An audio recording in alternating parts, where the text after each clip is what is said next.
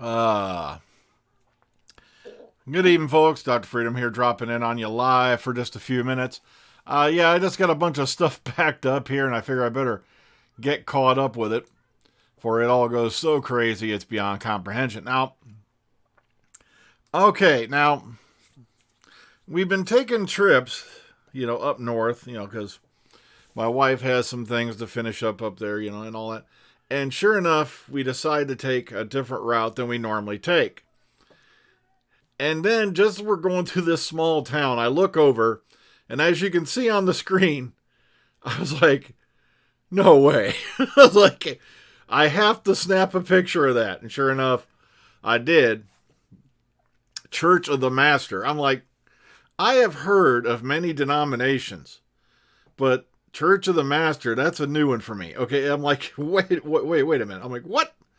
They're like, yeah, so, and then, I figure, okay, on a goof, I said, look, turn around, we got to go snap a picture of this. And so, turned around, we pulled up in the driveway, and I snapped the picture you see there, along with a couple others, just to make sure. And, yeah, as you can see, it's like at 113 likes. Hang on, let me look at the main screen. Yeah, it's like 19 retweets, 114 likes now. Yeah, 17, comments. And I really don't normally get a whole lot of traffic on Twitter, so it's like, oh my goodness. I just couldn't believe how popular that turned out to be. All right. So, yeah, I'm mainly doing this as a quick news thing. Because, like I said, I got a bunch of stuff backed up. So let's get started on that, because I know there ain't a whole lot of people in here yet. All right, first off, Michaela Coel just addresses Doctor Who speculation. Now, she's the writer, director, and star of I May Destroy You, and she opened up about the possibility of taking on the Time Lord mantle. Now, when she was asked, she gave the following answer. Now, everybody thought, okay, now according to this, all right, she's a bookie's favorite to take on the Time Lord mantle, but with a few high-profile projects in the works, including an undisclosed role in Black Panther 2, it seemed a long shot until now. Now, when she was asked by was asked by a Guardian reader, or the chewing gum star was asked by a Guardian reader, if she would ever consider playing the Doctor, said, quote, "I never say never to anything," unquote. Quote, "I guess that's my answer," unquote. Now, a lot of people are taking this on the fact that she's not outright denied it, that, there's a possibility here. But, howdy folks coming on in, how you doing? So, interestingly enough, yeah, it is an interesting answer, but remember, we're still in early days yet as far as all this is concerned.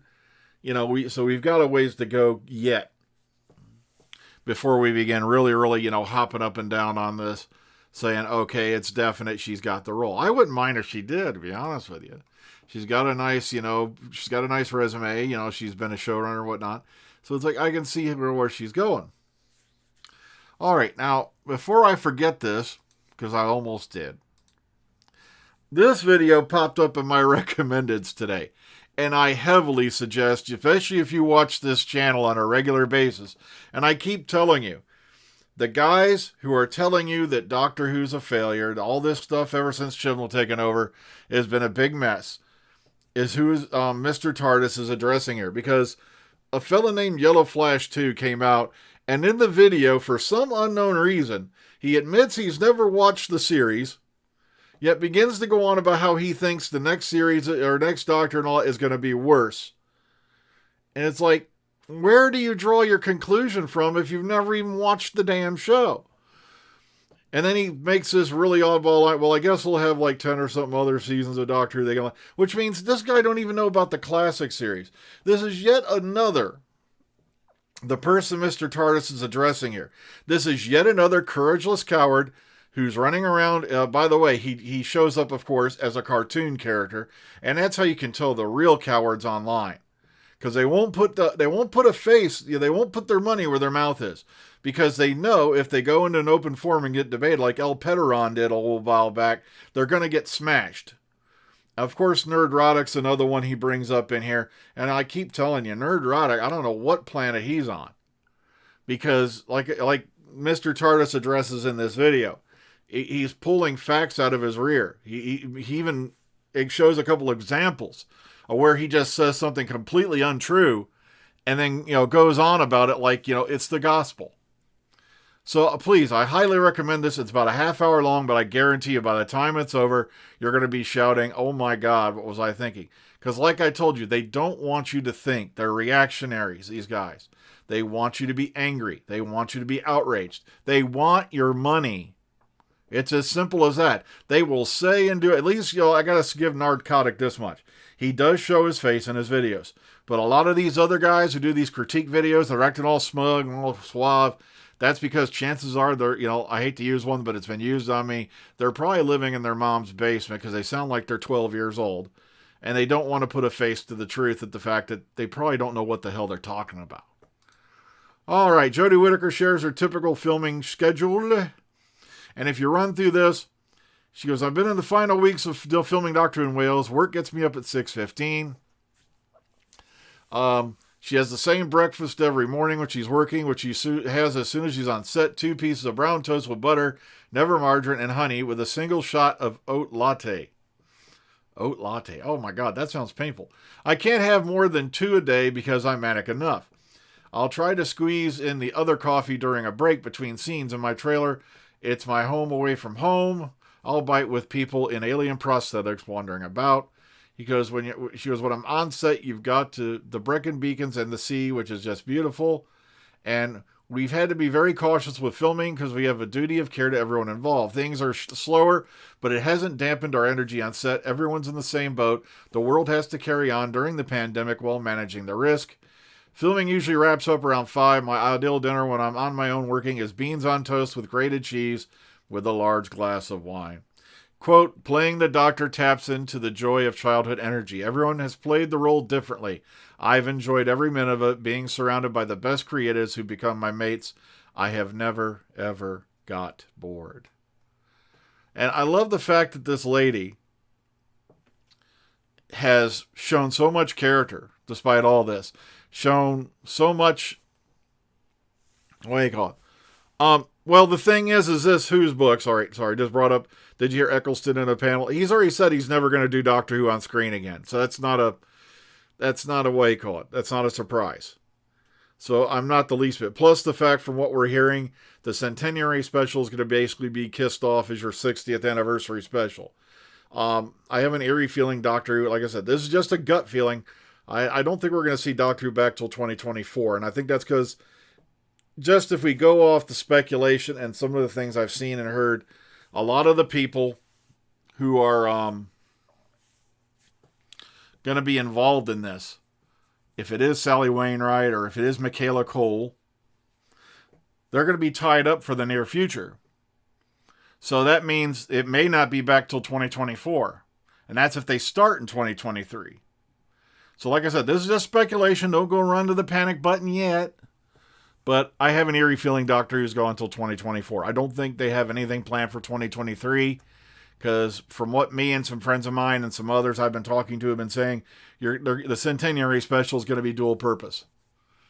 You may see Tennant back, but come on. Tennant does everything. Hell, Tennant will do a letter opening. Come on. The guy's so busy. He does every damn thing. Okay, so... especially, I think, now that they've already canceled DuckTales. See, one thing I can't stand about Disney series, before we go on, they always start off on a high note. They'll do 2 or 3 series of something, and then boom, they drop it like a bad habit. And then all you see from then on is reruns for years after. That's what they did with the original DuckTales. I used to watch that back when I was a teenager, and then they did the same thing. Okay, Whittaker Doctor says Doctor Who's the best thing she's ever done, and this is just basically a rehash here. She's talking about an interview. This is the interview with BBC Radio 6 Music. And she said, quote, 2 highlights for me are having a brand new family of cast and crew and making a set of mates for life in an environment where we have such joy going into work every day and we're part of something so amazing. But then also on the outside of it, seeing how much it means to Doctor Who fans of old, to new Whovians, to people who have gone away and revisited. Whatever stage of Whovian journey you're in, just being half a second in that has been really exciting. And what do you call it? She said, quote, it means so much to so many different people, and now I'm a part of this. For me, it's going to be the best thing I've ever done. I've loved every second of it. All right, you see what I mean? This lady has just loved this job. She ended the interview by reminding fans she has many, many more adventures still to air. Quote, don't write me out just yet. So here's somebody who's passionate for the job. I'm not kidding. She has done so much for the fans, it's crazy. When you go back and look over all the things she's done compared to some other doctors I can mention, especially for even for charity, for events and things like that, it's like, and when she was out on her first thing, she was giving out autographs left and right. She was taking pictures of people and things like, which they can't do right now because of the COVID regulations. I guess it just amazes the crap out of me. I'm looking forward to when she gets out on the concert. I hope she makes it somewhere near here. All right, Karen Gillan, I was thrown into a perfect storm. This is a lovely interview with Karen Gillan. All right, basically, how she went from, nowhere, to like Kevin Bishop show all the way up to, the status she's in now, where Doctor was her breakout role.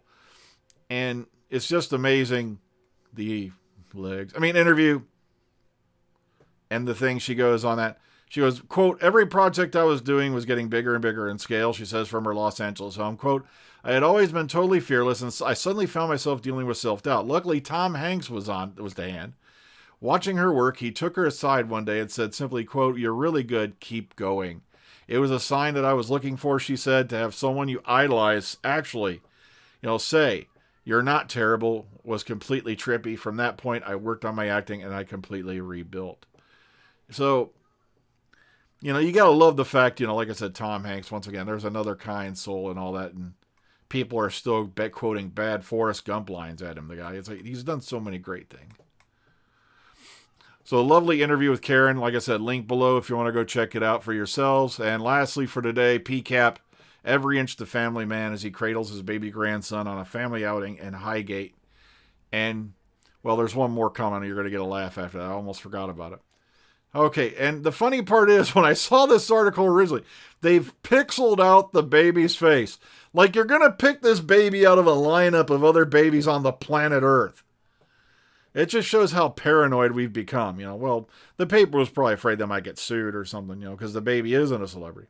Yet here he is with his daughter, yet they don't pixel her face out. I don't get it, but I don't know. And check out PCAP doing the domestic things there. You'll check it out. He's got the t-shirt on. He's got the candy bar going. I wish I looked that good in a t-shirt anymore. All my clothes hang off me, but not as good as that. Yeah, he's out there just enjoying life and, enjoying his grandchild. And of course, see there, he does have a mask with him for when he's out and about. So don't go, ooh, politically correct nonsense on me now. Check out, I'm the doctor and I'm sipping a cup of tea and holding my grandchild. Just deal with it. All right. So, lovely shots of PCAP there. If you want to go check this out, link is once again below in the description box if you want to go look for yourself. Matter of fact, it's already there now. That's what I love about this program. And, of course, finally, the Irish Sun. Does that mean it's Irish bullshit? I can't do an Irish accent. At least not without insulting my Irish viewers, which I have about 2 or 3 maybe. But, look, there he is. About to go back to his cardboard box under the bridge. Ex-Doctor Who Matt Smith puffs on a roll-up and enjoys a drink alone.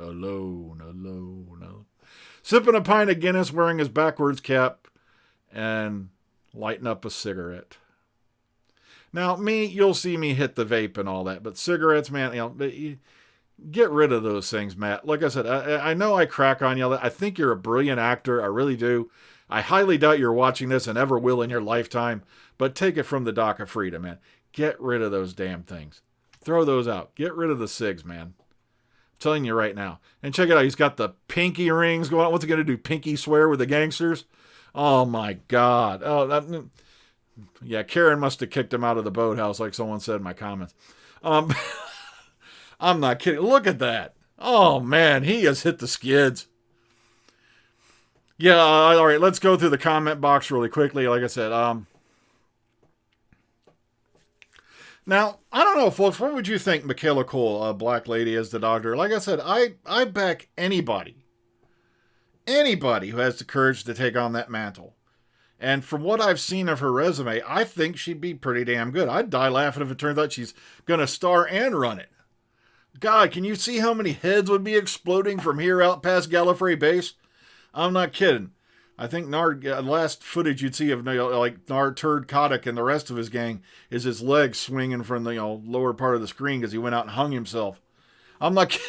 Or his head exploding on screen like that dude from Scanners. It's just, oh man. So, I don't know. Peter, like I said, he revealed a ways back that Chibnall asked him to stay on. They were originally thinking about doing a mid-season regeneration to go to Jodie Whittaker, and he just didn't want to do it. So it's like, I don't know. I think there's more to that story that we're never going to find out. So, because there's also the fact, he is getting on a bit. He might just be deciding, I'm going to sit back and relax and enjoy what I got. Plus, he was just in Suicide Squad, so it's not like his career's over, unlike somebody else we could mention. Oh, I better change the screen. The suck is starting to emanate into my stream. But back to the original subject. Let's flip back to that first video. Hang on, let's go back there. Why online fandoms will never be happy with Doctor Who again. And he really, really nails it in this video. You see, Mr. Tardis and I have had different opinions in the past, but lately he's just been nailing that and hitting the nail right on the head with what's going on in this fandom. It's just you've got a group of people, you have the traditionalists who are never going to accept the female Doctor, and it had nothing to do with misogyny. It's just they keep going on about the established canon, which there's never been an established canon going all the way back to 1963. Doctor Who and the character of the Doctor has evolved subtly over 57 going on 58 years with no established background really other than the fact that they mention, I think they mentioned in the pilot that wasn't used. They were, Susan was born in the 49th century. Like I said, thank you, Who's Books. I'm not kidding. He just really nails it in this video. They can't like anything. They can't, if they do, then they'll probably lose viewers on it. They're afraid to like anything. It's easier to destroy than it is to create. Okay, the aliens and chewing gum were excellent. Like I said, I've not watched them myself. I've just read her background, Michaela Coel, so I've not experienced her acting. But like I said, there's a lot of actors who've stepped into that role that didn't have any real experience anyway. So it's like, who am I thinking of? Matt Smith was fairly young when he took it on. Pete Davidson, he'd been around the corner a few times, to be honest with you. But like I said, I loved Karen Gillan's story because even after, if you read that interview, she was pulling taps at a bar before she landed Doctor Who. And it kind of reminded me of Tom Baker. Tom Baker was working as a ditch digger, basically, when he finally got called to take on the role of the Doctor. And he'd been on screen. He'd been in that one Sinbad movie. I always screw up my Sinbad movies. Was it Golden Voyage or Seventh Voyage? Or was it Sinbad and the Eye of the Tiger? I always mix up my Sinbad movies. I'm very sorry.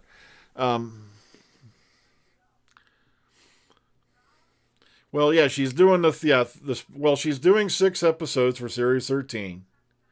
Then they're going to have the specials for 2022. So she's got a ways to go yet, Who's Books. More than just 3 specials. Now, I don't mind if they take a year off or so to get things established for a new crew, because that's basically what they're going to have to do. But as Mr. Tardis says here, they're already saying that the next series is going to be even worse. The next Doctor is going to be even worse. And when you set up it's called, how many here are familiar with the term? Self-fulfilling prophecy.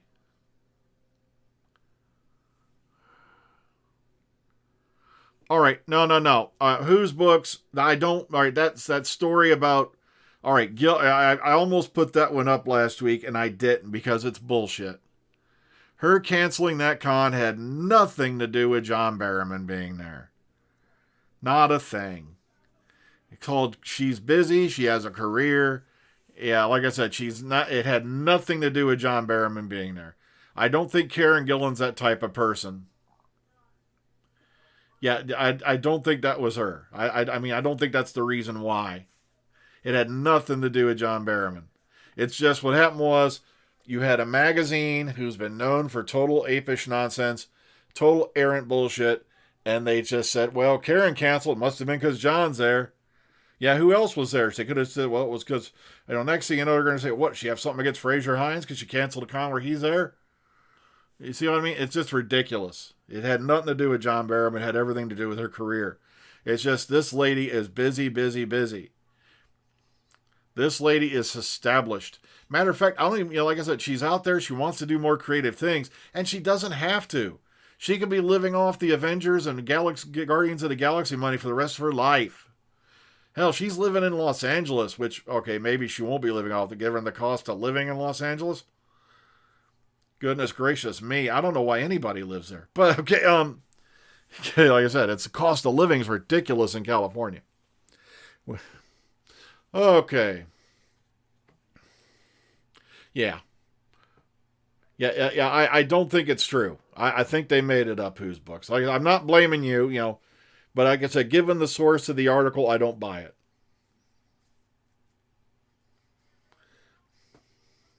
But it seems like the only thing the press is good for these days is misleading. The people who tell you the truth are the ones who get buried.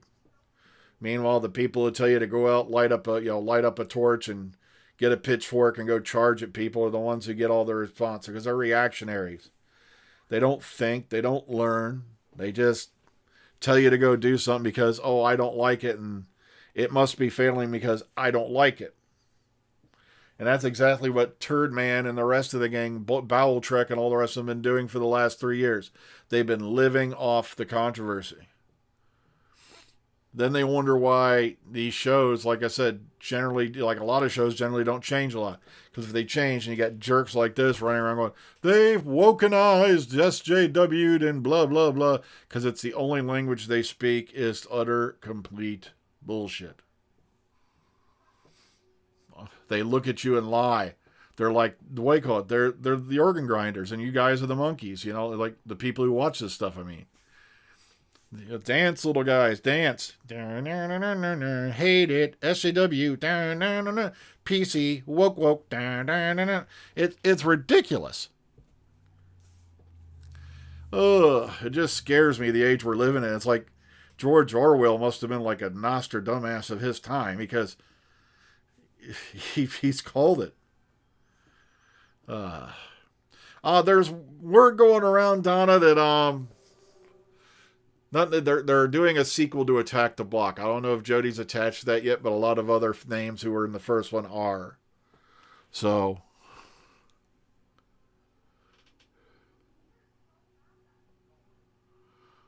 wait. Do you understand why fans are angry at the BBC let John Barrowman go to cons?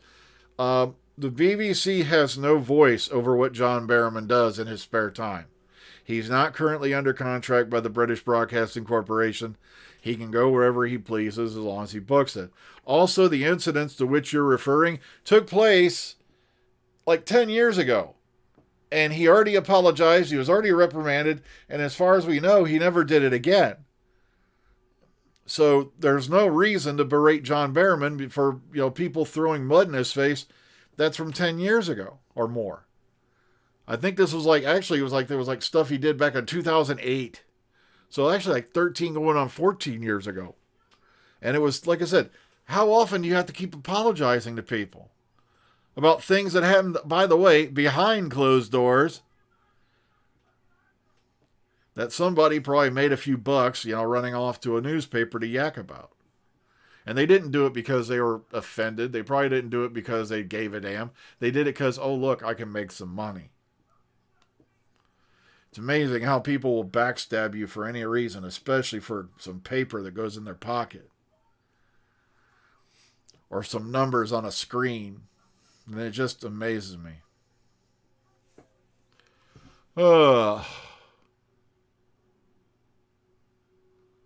Click to read your unread. No, we'll do that later. Okay, so folks, like I said, we can't keep punishing John Barrowman for stuff he's already apologized for. That's just ridiculous.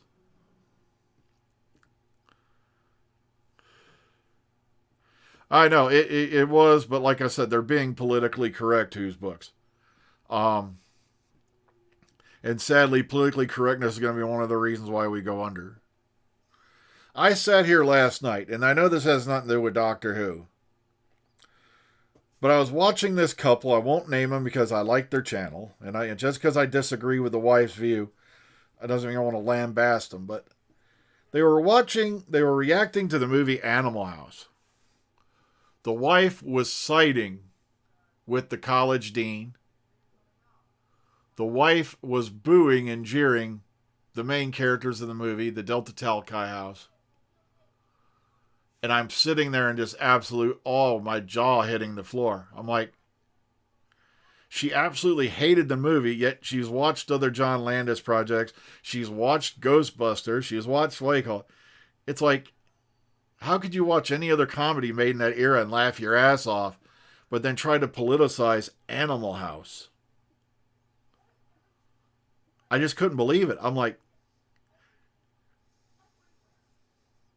I was shaking my head. This is the woman who watched every other National Lampoon movie and laughed her ass off. Yet Animal House she was offended by. It just shows where our culture is going, dude. That's why you're never going to get movies like Caddyshack, Animal House, any of those greats. You're never going to see them again. Because everybody's too scared to offend somebody now.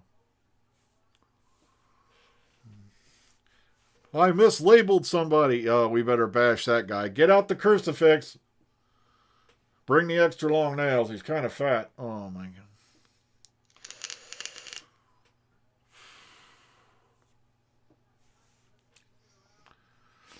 Here's the problem, though. Bree. You don't even know these things are true. And I don't mean to be mean or anything like that, but back in the day, a witness testimony meant shit. You had to have physical evidence to nail people on stuff. Now, you can go, I saw them do this, or they did this to me 20 years ago, and you're automatically guilty. No trial, no parole, no appeal. And it just scares me where the society's going. Society across the planet. We had people jeering on our president for pulling out of Afghanistan. I'm like, we've been there for 20 years.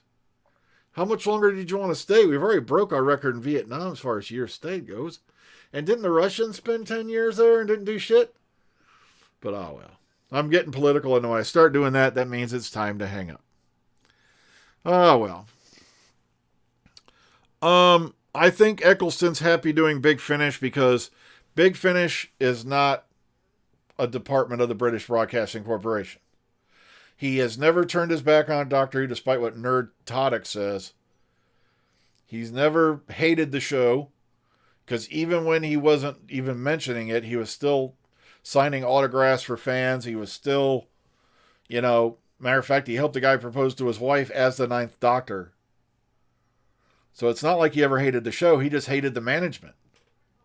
So Big Finish, I think he'll be there as long as he wants to be there. Because that's under Nick, it's under Nick Briggs and Jason Hay-Ellery. That's not, even though their stuff is licensed from the BBC do not run it. Thank you. Yeah, thank you, Lads Lounge. Like I said, we got to stop putting people up on crosses for things they did over a decade ago or more. Now, the whole sexual harassment thing, that's all, but a gay man whipped out his junk in 2008. He then apologized for it when he was reprimanded. He's not done it again since that anyone's reported. So, but like I said, he's still being put on the cross over it. And I just can't get over that. That's ridiculous. Yeah, Eccleston never had a problem with the show or the fans. Like I said, that was all crap made up by Tardis. You know how I know? I got the proof right here, back there on that table behind Tom Baker. On his curtain, when he was showing up for the one Shakespeare play he was doing, a friend of mine was over there at the time. And Eccleston was like 15 minutes till curtain call. And he stayed out there and filled out he signed every single autograph, especially the Whovians. He loved seeing them. Him, with the TARDIS and everything. Like I said, he never sold out the fans. He never charged a dime for an autograph then. So, yeah, spill the tea, Freedom. Now, like I don't like getting political on these shows, because if I got political, I'd be on here for days. And stupid games with stupid prizes. So, I love that one. So, like I said, Golden Voyage of Sinbad. Thank you very much, 80s fanboy. Thank you. It's just, I got to go back and rewatch all of them. I love those stuff with Ray Harryhausen, like, Clash of the Titans, that original, and not that piece of shit CGI fest they came up with later, where they didn't even put Bubo in the film except as a joke because somebody in the cast had a problem with it. Say Clash of the Titans, the Sinbad flicks. Oh man, Jason and the Argonauts. I watch that stuff for days. I still love that. Yes, I listens to The Ravagers, his first box set, and it was just like he had never left the show. It's just very, very well written. His performance is still excellent. The Ninth Doctor is back, and he's back with still with that sassy attitude he always had. Plus, it's before he met Rose, I'm assuming. So there's absolutely, unlimited things that could go on, before. So this is obviously before Rose is where it's set. Because everybody assumed because he looked in a mirror during Rose that he had just regenerated. I'm like, then how could he have been at the thing of the Kennedy assassination? How could he have been with the family he told not to get on the Titanic? See what I mean? So he obviously had a number of adventures. Okay, hope you saw. Now, where did you send those voice samples to? Were they my email? I have to go look. Thank you for sending them, because there is a character coming up I was going to do myself, but I don't know. I think I want someone to step in to do it, because my British accents aren't very good. I was going to do them as an American, but I don't think it would really capture the zest of the character. It's going to be a character named Mr. Murdock. He's going to be like the first officer of the Chatanyu. And like I said, I was debating whether having someone else do it, because I think next year we'll get the ninth. Nah, it could be, because there could be some coming up. Was it the Tales from the Crypt one he did, or was it Vault of Horror, something like that? I had a clip of that I did once, yeah. Okay, email. I'll have to go check. Well, folks, I have got to be up at 4 o'clock in the morning, and there's some other stuff I wanted to get done tonight. So, please, everyone, take care of yourselves and each other. Yeah, hopefully, like I said, Billie Piper's done some, I think before. Or they can get her in there. I don't think she'd mind. And that's right, she did something with Tenet, didn't she? I know Catherine Tate did and all that. I got to get caught up. I am so Vault of Horror. I am so far behind on my Big Finish, because I was re-listening to the Deathland series. And if you want to talk about inconsistencies, later on they're trying to explain all the inconsistencies with the storyline by some kind of time damage. And I'm like, oh my God. But please, everyone, take care of yourselves and each other. Watch out for the COVID. I hope you all enjoyed your Labor Day or your bank holiday weekend, depending on where you are in the world. I got to go back to work tomorrow, sadly. So, okay, take care. Watch